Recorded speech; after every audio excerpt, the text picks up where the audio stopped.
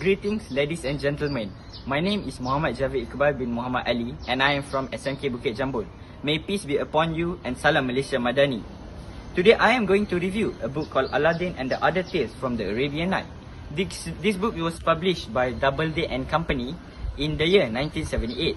This book consists of 201 pages, 11 chapters and 1 epilogue. So this book begins with a boy who named Aladdin, who was raised and born in China without a father figure. So technically, the entire lifespan of this Aladdin, he grew up with his mother. One day, they heard a knock on their house door. So Aladdin decided to open and greet a so-called uncle.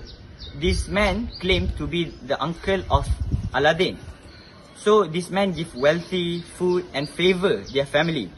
So in order for Aladdin to pay back this uncle, he decided to follow this uncle to Egypt to a cave. So this cave name is the Cave of Wonder. When Aladdin went in, he found a magical lamp which contained genie in it. So he decided to bring the lamp back to his hometown.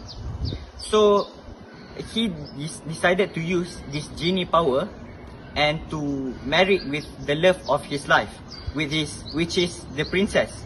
So at the end of this story, Aladdin managed to marry with the love of his life, and as a payback for all the wishes that the genie has granted him, he decided to give freedom to the genie.